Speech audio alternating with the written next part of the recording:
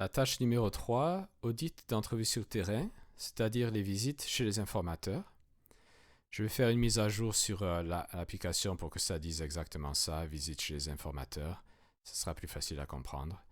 Mais je vais sélectionner ça. Je vais sélectionner la première interview. Après, la première question ici, avez-vous utilisé un traducteur pour vous aider à parler avec l'informateur? Disons oui. Traducteur utilisé, on vous demande de choisir entre un traducteur indépendant, c'est-à-dire quelqu'un que vous avez embauché vous-même, ou bien est-ce que vous avez utilisé le contractant ou un employé du contractant. Donc, je ne sais pas, on va dire indépendant. On vous demande, avez-vous rencontré l'informateur? Oui ou non? On va dire oui. Après, on vous demande le nom de l'informateur, dans la personne avec qui vous parlez. Je vais inventer un nom. C'est un nom en Côte d'Ivoire. Voilà, on va dire l'âge de l'informateur. Donc, dans la partie où on faisait l'audit des fiches, des formulaires de l'audit, quand vous demandez l'âge de l'informateur, c'était l'âge qui était écrit sur le papier, ok? Mais là, on est face à face avec l'informateur. On vous demande de parler avec eux. Vous leur demandez, vous avez quel âge? Et là, vous marquez l'âge qui vous dit comme ça dans votre conversation. En disant, ils disent qu'il a 40 ans. Après, on vous demande de prendre une photo de l'informateur et l'agent de terrain. Bon, là, ça va changer. J'ai déjà mis la demande de changer ça. On va dire de prendre un selfie de vous avec l'informateur. Comme ça, ça sera une preuve pour l'équipe, pour mon manager, que vous avez bel et bien rencontré l'informateur. Donc, vous vous prenez en photo tous les deux, en selfie. Je prends la photo. Après, on va dire de prendre un selfie devant la maison de l'informateur. On va prendre cette photo. Et finalement, prenez une photo de la signature de l'informateur. Donc là, ça veut dire, si je vous ai bien formé, je vous avais demandé de faire en sorte que les informateurs signent un papier vierge. Comme ça, vous pouvez comparer cette signature à la signature qui est sur la fiche d'autorisation. Ok. Donc c'est ça, je vous demande de prendre en photo le papier que vous leur demandez de signer. Donc vous dites, Monsieur Nguessan, est-ce que vous pouvez signer ici sur cette fiche? Et vous prenez ça en photo. Si l'informateur refuse de signer le papier, ou il vous dit qu'il ne pouvait pas signer, si vous pouvez écrire sur un papier, informateur a refusé de signer, ou informateur n'était pas capable de signer, il ne sait pas écrire, et puis vous pouvez prendre ça en photo. Comme ça, quand nous regardons le rapport de l'audit, quand on regarde cette photo, il y aura bien marqué qu'il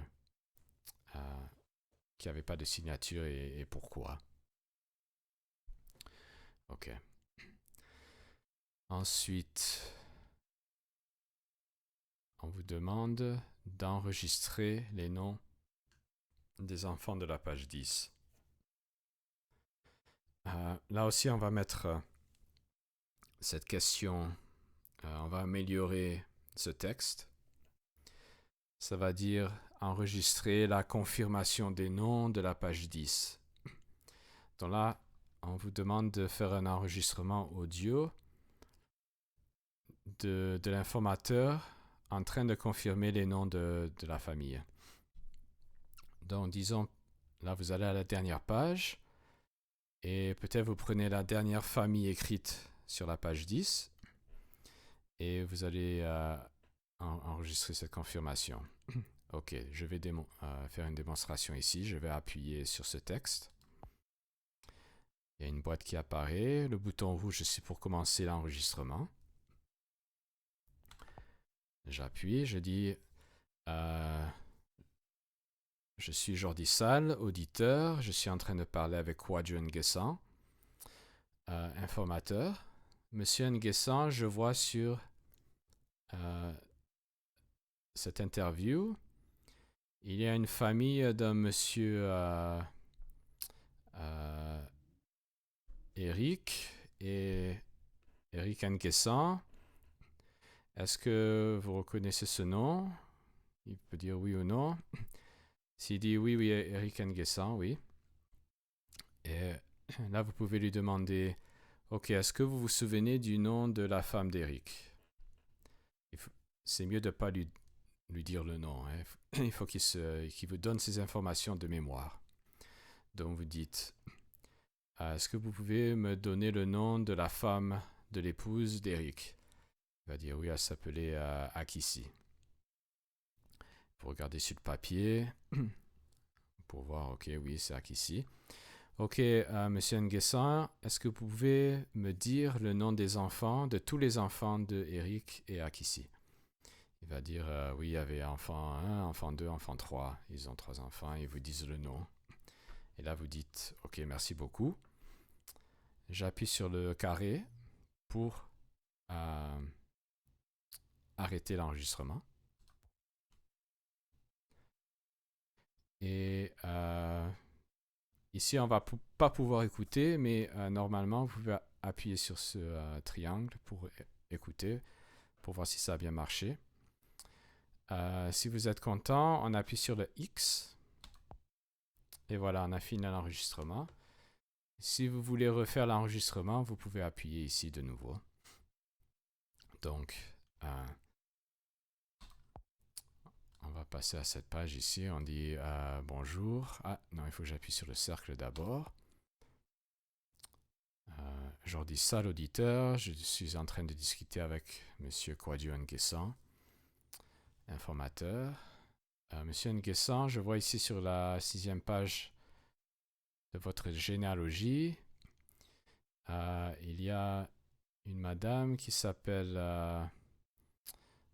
Julie et ses parents sont Franck et Marie.